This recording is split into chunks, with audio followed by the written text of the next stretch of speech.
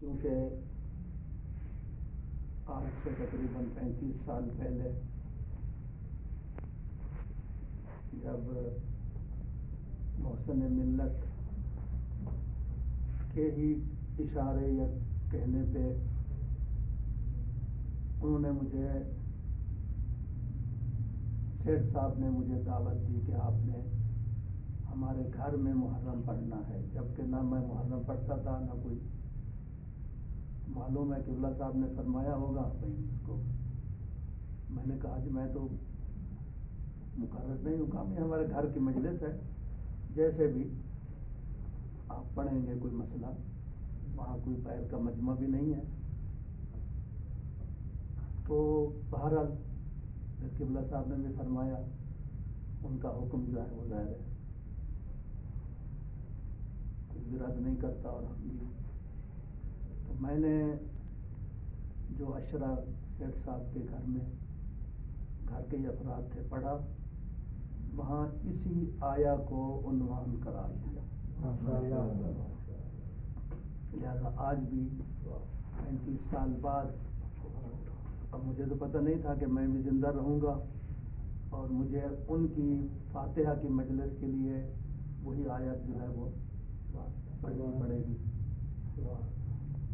تو آپ انشاءاللہ ساتھ دیں گے اور چند چیزیں میرے ذہن میں. نعرہ تکبیر، نعرہ تکبیر، اللہ اکبر، نعرہ رسالت، یا رسول اللہ، نعرہ رسالت، یا رسول اللہ، نعرہ حیدری، یا علی، نعرہ حیدری، یا علی، محمد آل محمد صلوات. اللہم صلی علی محمد وعلی.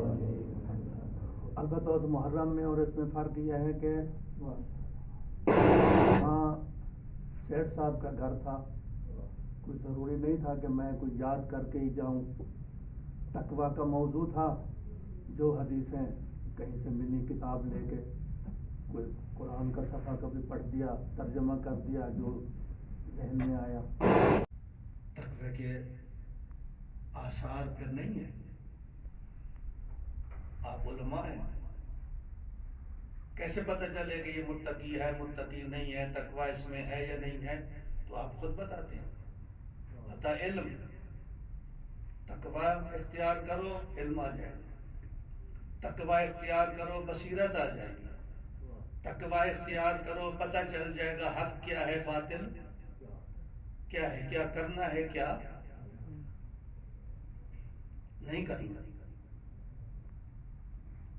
دیکھو آیا ہمیں پتہ چل رہا ہے، ہم یہ جو کام کر رہے ہیں ہمارے اندر وہ جس کو آپ منطق میں ملکہ طاقت صلاحیت کہتے ہیں وہ آ گئی ہے، تشخیص والی وہ بصیرت آ گئی ہے.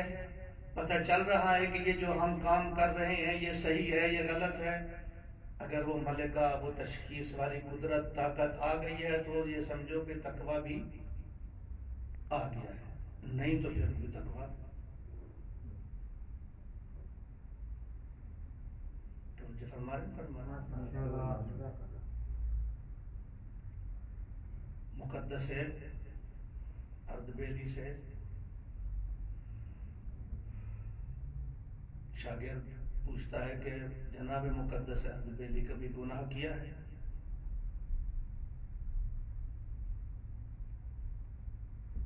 فرمایا چھوڑو ان چیزوں کو، یہ اپنی تعریف میں آتی ہیں. یہ کہا نہیں میں تو طالب علم ہوں، میں تو کچھ حاصل کرنے کے لیے پوچھ رہا ہوں.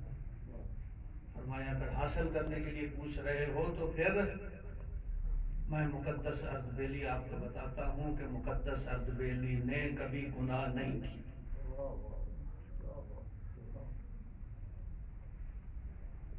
پھر وہ پوچھتا ہے کہ ہاں یہ ہو سکتا ہے مقدس اردبیلی جو امام کی خدمت میں پہنچتا ہے ان کی زیارت کرتا ہے وہ گناہ تو نہیں کر سکتا، لیکن یہ بتاؤ کبھی گناہ کا سوچا بھی ہے مقدس اردبیلی؟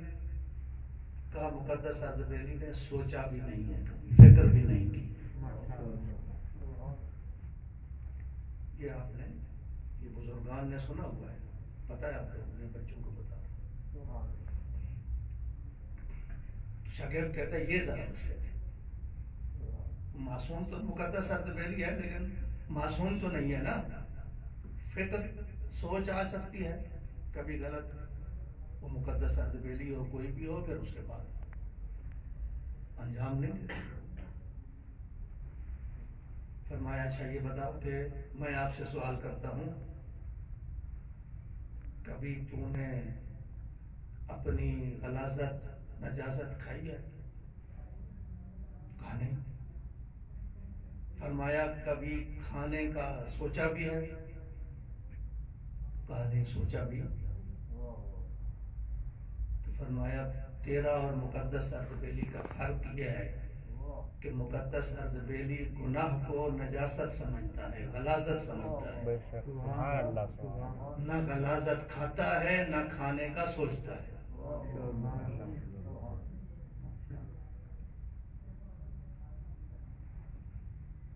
اور یہاں میں استفادہ کروں گا دوسرے لفظوں میں.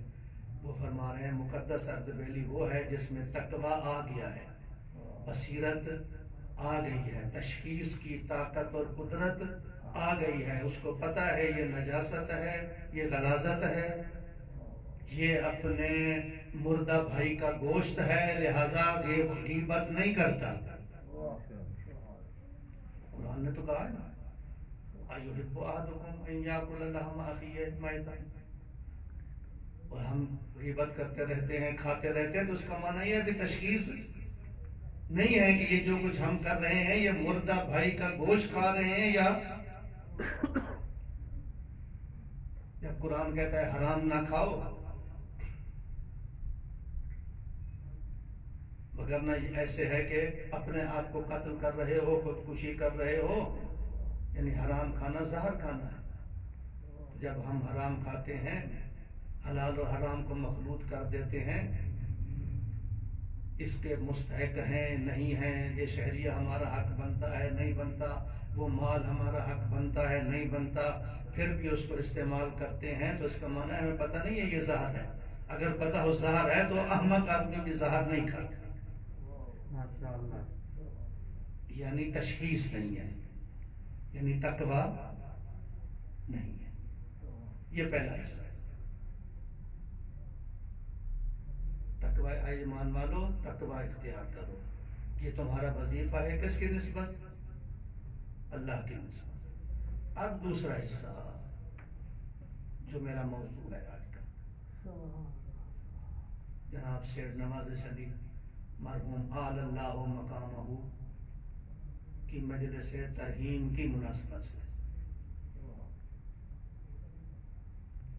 آپ بزرگان ہیں، بلا تموتن الا وانتم مسلمون. کوئی اختیار تو نہیں ہے کہ مرو، آپ کی مرضی مرو یا نہ مرو، اگر مرنا ہے تو مسلمان ہو کے مرو یا نہ مرو، یہ تو نہیں ہے نا. کل نفس ذائقۃ الموت، مرنا تو ہے. گویا کہ ترجمہ یوں کرنا ہے کہ مرنا تو آپ نے ضروری ہے. تمہارا اختیار اس میں ہے کہ مسلمان ہو کے مرنا ہے یا کافر ہو کے مرنا ہے، غیر مسلم ہو کے مرنا ہے. پھر جب معصوم سے پوچھا گیا کہ مولا ادھر تو ہے یا ایھا الذین آمنوا، خطاب ہے ایمان والوں کو. ایمان والوں کو کہا جا رہا ہے کہ اے ایمان والو، مرو تو مسلمان ہو کے مرو. اسلام تو نیچے والا درجہ ہے. الایمانو فوق الاسلام بدرجۃ. پہلے اسلام ہے، اس کے بعد کیا ہے؟ ایمان ہے. ایمان کا درجہ تو اوپر ہے. یہ کیسے کہا جا رہا ہے اوپر والوں کو کہ جو تم ایمان والے درجے پر ہو، اوپر والے درجے پر فائز ہو، اوپر والے درجے سے نیچے آ جاؤ مسلمان ہو کے؟ تو فرمایا کہ ادھر مسلمون کا معنی ہے مطیعون. تم نے مرنا تو ہے لیکن تمہاری موت اس کی اطاعت کی حالت میں واقع ہونی چاہیے. جب تم اس دنیا سے جاؤ تو اللہ کے مطیع بن کے جاؤ، رسول اللہ کے مطیع بن کے جاؤ، امام کے مطیع بن کے جاؤ. اور جب تمہاری دسترسی نبی تک بھی نہیں ہے، امام تک بھی نہیں ہے، تو العلماء ورثۃ الانبیاء، پھر علماء کی اطاعت میں زندگی گزارو. جب جاؤ اس دنیا سے تو تمہاری زندگی ایسا ہو کہ تم مطیع بن کے جاؤ، یعنی جیسے جیسے علماء حقہ آپ کو بتاتے جائیں اسی طرح اپنی زندگی گزارو، اسی طرح اس دنیا سے جاؤ. سیٹھ نواز شریف صاحب وہ تھے کہ جو مطیع ہو کر اس دنیا سے گئے ہیں.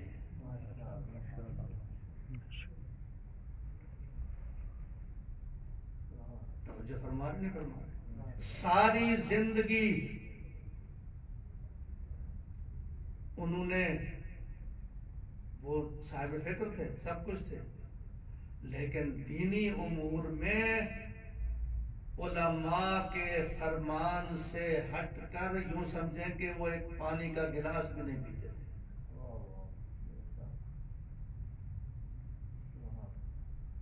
جہاں تک ہمیں پتا ہے جب تک مرحوم مولانا صفدر حسین صاحب آل اللہ مقامہ زندہ تھے تو وہ یوں سمجھیں کہ ملازم، میں تو یہی کہوں گا. پتہ نہیں چلتا تھا کہ یہ ان کے بھائی ہیں یا ان کے کیا ہیں، خادم ہیں. جن کو پتہ نہیں تھا وہ تو سمجھتے تھے کہ یہ کوئی مولانا صاحب کے خادم ہیں. ویسے بھی ان کی زندگی ایسے تھی. مجھے کئی بندوں نے کہا کہ ہم نے دیکھا ہے حج پہ جب یہ جاتے ہیں تو پتہ نہیں چلتا یہ مزدور ہے یا سیٹھ نوازش ہے. اس بوڑھیا کا سامان اٹھا، اس بوڑھے کا سامان اٹھا رہا ہے، ادھر جا رہا ہے، جیسے گویا کہ اس کاروان کا ایک ملازم اور مزدور ہے جو اس کاروان کے ساتھ جا رہا ہے. تو جو عام لوگوں کے ساتھ جس کا برتاؤ ایسا ہو، جب وہ عالم کی خدمت میں ہے تو ظاہر ہے خادم بن کے.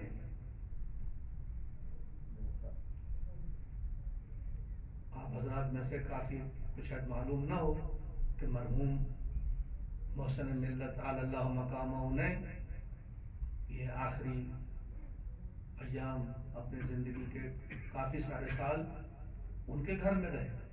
ان کے بچے یہاں قوم میں تھے. اور پھر یہ دیکھیں یہ جو کتابیں تفسیر نمونہ شروع ہوئی تب بھی سیٹھ صاحب ساتھ تھے. اس کی چھپائی میں، اس کی اشاعت میں، باقی جتنا تاسیس ہے مصباح القرآن یعنی گویا کہ یوں سمجھو مولانا صاحب حکم دیتے جاتے تھے، وہ جاری کرتے جاتے تھے. یعنی وہاں نہ نہیں ہوتی تھی.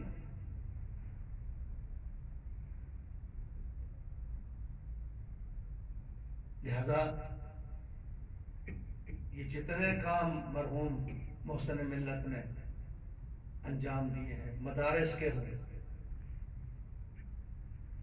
تفاسیر کا ترجمہ ہو، تالیف ہو، ایک خادم کے عنوان سے ترجمہ وہ کرتے تھے، باقی سارے کام گویا کہ یہ انجام دیتے تھے. اسی لیے پھر وہ کسی کے محتاج، ان کو کسی کی ضرورت نہیں تھی، اس لیے کہ اللہ نے ان کو ایسا خادم دے دیا تھا. آج ایک مدرسہ میں میٹنگ تھی تو میں نے وہاں بتایا کہ بات ہو رہی تھی کہ کیا کرنا چاہیے کیا نہیں. میں نے کہا جو درس ہمیں مرحوم مولانا صفدر حسین صاحب نے دیا وہ یہ تھا کہ استقلال، اپنے آپ کو مستقل کرو، کسی کا محتاج اپنے آپ کو نہ بناؤ، جو کام کرنا ہے مستقل ہو کر انجام دو. تو میں نے ادھر یہ بتایا، یہاں بھی چونکہ سیٹھ صاحب بھی اس استقلال میں چونکہ وہ دخیل ہے، میں عرض کر رہا ہوں. یعنی اگر مولانا صاحب یہ کہتے تھے کہ مجھے تفسیر نمونہ کے ترجمے میں، اشاعت میں کسی کی ضرورت نہیں ہے، آیت اللہ ناصر مکارم کی مدد کی ضرورت نہیں ہے، تو پتہ تھا کہ خادم میرا موجود ہے، اللہ نے اس کو یہ توفیق دی ہے، سارے کام وہ انجام. تو استقلال بھی ظاہر ہے خدا مسبب الاسباب ہے. یہ نہیں ہے کہ آج محسن ملت چلے گئے، سیठ صاحب چلے گئے تو اللہ تبارک و تعالیٰ اس کا دین تو ختم نہیں ہوتا نا. پیغمبر بھی چلا جائے تو دین تو ختم نہیں ہوتا نا. دین ہے اللہ تبارک و تعالیٰ مسبب الاسباب ہے. اپنے دین کے لیے اور خادم جو ہے وہ کیا کر دے گا؟ پیدا کر دے گا. لہذا یہ دیکھ لیں کہ یہ جتنے مدارس محسن ملت نے تاسیس کیے ہیں آرڈر ان کا ہوتا تھا. آگے یہ ان کے خادم کے عنوان سے ان کو. اور ایک دفعہ مجھے کہنے لگے کہ مرحوم محسن ملت کی وفات کے بعد کا یہ لوگوں میں کچھ ہوتا ہے نا. مجھے کہنے لگے کہ یہ کچھ لوگ یہ کہتے ہیں جی سیٹ صاحب پیچھے ہٹ گئے ہیں, ان کی وفات کے بعد فلان ہے وہ مدد فرما رہے تھے کہ یعنی میں کبھی نہ پہلے ان کاموں سے ہٹا تھا نہ اب, بلکہ اس سے زیادہ ہوں, اس لیے کہ محسن ملت کے شروع کیے ہوئے کام ہیں. فرق صرف اتنا ہوا ہے کہ ان کو پتہ نہیں ہے کہ جیسے میں ان کا معاون مالی تھا وہ بھی میرے معاون مالی تھے. اس لیے کہ جہاں سے بھی کوئی پیسہ آتا تھا وہ کہتے تھے سیٹ صاحب کے پاس بھیج دو. اس کے بعد آرڈر دیتے تھے سیٹ صاحب یہ پیسہ آپ نے ادھر بھیج دینا ہے, اب ادھر بھیج دینا ہے. تو ظاہر ہے مولانا صاحب کے بعد وہ پیسہ تو نہیں آ رہا. اب تو ظاہر ہے جو میرے اپنے وسائل ہیں اسی کے مطابق میں نے کام کو کیا چلانا ہے. تو تھوڑا سا اگر کمی بیشی کہیں آ گئی ہے تو اس عنوان سے آئی ہے. یہ نہیں ہے کہ میں نے مرحوم کے جو کام چل رہے تھے یا مرحوم کے بعد جو ٹیم آئی ہے ان کے کاموں کو چلا رہی ہے میں نے ان کو چھوڑ دیا, ان کا ساتھ چھوڑ دیا, ایسا نہیں ہے. تو مجھے فرما رہے تو وہ خود فرما رہے تھے, انہوں نے یہ خود کہا کہ وہ ان کا پیسہ جو بھی جہاں سے بیرون ملک اندرون ملک, ظاہر امام خمینی کے وکیل مطلق تھے, جو ان کا پیسہ آتا تھا وہ کہتے تھے ادھر جمع کرا دیں. وہ میرے پاس ہوتا تھا. اور پھر ہاں انہوں نے کہا کہ کچھ کام ایسے ہوتے تھے وہ کہتے تھے آپ لوگوں نے خود انجام دینے, یہ آپ کی ڈیوٹی ہے. مثلا انہوں نے مجھے مثال دی کہ وہاں مدرسہ بنا ہے بقیت اللہ خواتین کا ایک, یہ انہوں نے کہا بھی یہ آپ لوگوں نے خود بنانا ہے. وہ بیٹھے تھے, خواتین بھی تھی ان کی, کہا ہماری اور بھی تھی. دستور دیا کہ یہ کسی سے آپ لوگوں نے یہ نہیں کرنا, خود اپنے پیسے سے یہ آپ لوگوں نے. اب مجھے نہیں یاد کہ اپنے پیسے سے یعنی وجوہات بھی نہیں, صرف اپنے ذاتی پیسے سے بنانی ہے یا وجوہات بھی شامل کر سکتے ہو, اب یہ میرے ذہن میں نہیں ہے. تو کہنے کا معنی یہ ہے کہ اس میں یہ ہو سکتا تھا کہ کبھی ہمیں یہ کہیں کہ آپ نے کرنا ہے, کسی کو کہیں کہ آپ نے یہ کام کرنا ہے, لیکن باقی کاموں میں جو ہے وہ مالی طور پہ بھی ان کے وسائل تھے, وہ بھی آتے تھے اور یہ ان کے خادم تھے, یہ بھی ان کی معاونت کرتے رہتے تھے. تو کہنے کا معنی یہ ہے کہ وَلَا تَمُوتُنَّ إِلَّا وَأَنْتُمْ مُسْلِمُونَ کا اگر ترجمہ کیا جائے کہ وَلَا تَمُوتُنَّ إِلَّا وَأَنْتُمْ مُطِيعُونَ لِلَّهِ وَلِلرَّسُولِ وَلِلْعُلَمَاءِ, تو جناب سید صاحب اس کے مصداق تھے. اللہ تبارک و تعالیٰ ان کی مغفرت فرمائے, ان کے درجات بلند فرمائے اور ان کے پسماندگان کو توفیق دے کے وہ ان کے جو کام رہے ہوئے ہیں ان کو پایہ تکمیل تک پہنچائے اور تاکہ ان کے لیے ایصال ثواب جاری رہے. میں زیادہ مزاحم نہیں ہوتا, صرف اتنا عرض کروں گا سیٹ صاحب کی خدمت میں, ان کے خانوادہ کی خدمت میں کہ آپ اس دنیا سے تشریف لے گئے, عزت اور احترام کے ساتھ آپ کا جنازہ اٹھایا گیا. پتہ نہیں کہاں دفن ہونا تھا, لیکن آپ اپنے دوست جو کہ قبلہ صاحب مرحوم محسن ملت, ان کو بھائی کہتے تھے کہ میرے بھائی ہیں, آپ کو عزت اور احترام کے ساتھ محسن ملت جیسے عالم کے ساتھ دفن کیا گیا, کسی نے منع نہیں کیا، لیکن پیغمبر کے نواسے کا جنازہ جب اٹھتا ہے تو دفن کی غرض سے بھی نہیں کیا تھا، صرف زیارت کے لیے، وہ بھی وصیت تھی کہ نانا کی مجھے زیارت کروانی ہے پھر دفن کرنا ہے، لیکن زیارت کی بھی اجازت نہیں دی گئی۔ اور پھر یا رسول اللہ آپ کی اکلوتی بیٹی تھی، آپ کی ایک بیٹی تھی، حق تو یہ تھا کہ آپ کے ساتھ آپ کی اکلوتی بیٹی کو عزت اور احترام کے ساتھ دفن کیا جاتا، لیکن یا رسول اللہ سیٹ صاحب آپ خوش قسمت ہیں، آپ کی قبر معلوم ہے، آپ کے اعزاء اقربا، آپ کے دوست جاننے والے آج آ رہے ہوں گے، فاتحہ خوانی ہو رہے ہوگی، فاتحہ پڑھ رہے ہوں گے، لیکن رسول کی ایک بیٹی پتہ نہیں ہے، کوئی مدینے میں جاتا بھی ہے تو اس کو پتہ نہیں میں کہاں جا کے فاتحہ پڑھوں۔ الا لعنت اللہ علی القوم الظالمین وسیعلم الذین ظلموا ای منقلب ینقلبون۔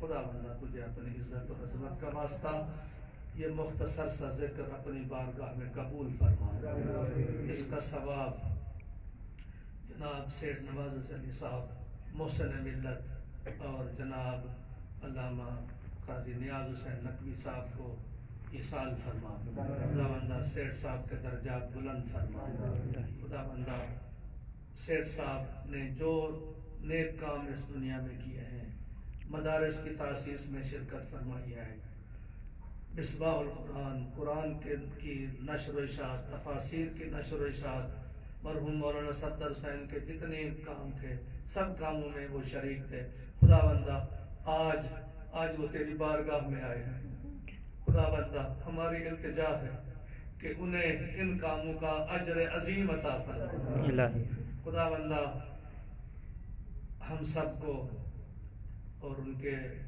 خانوادہ کو توفیق عطا فرما کہ ان کے نیک کاموں کو آگے جاری کر سکیں، خدا بندہ علماء، طلاب، حاضرین سب کی توفیقات میں اضافہ فرما، خدا بندہ تجھے اپنی عزت اور عظمت کا واسطہ تمام مسلمانوں کو، مومنین کو، تمام انسانوں کو اس موذی مرض، اس وبا سے نجات عطا فرما، جو مریض ہیں ان کو شفائے کامل و عاجل عنایت فرما۔ آپ سے التماس ہے کہ ایک مرتبہ سورہ فاتحہ، 3 مرتبہ سورہ اخلاص کی تلاوت فرما کر اس کا ثواب سیٹھ صاحب محسن ملت اور جناب نقوی صاحب قال اللہ مقامہ اور اپنے مرحومین کو ایصال فرمائے۔ بسم اللہ الحمد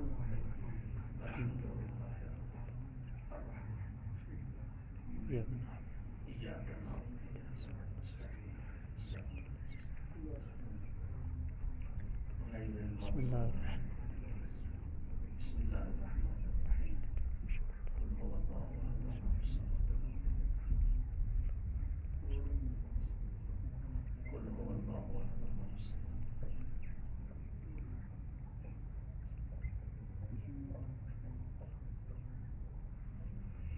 اللهم اغفر للمؤمنين والمؤمنات والمسلمين والمسلمات الأحياء منهم والأموات، خصوصا اللهم اغفره واحشره مع النبي والأئمة الأطهار، إن الله وملائكته يصلون على النبي يا أيها الذين آمنوا صلوا عليه وسلموا تسليما،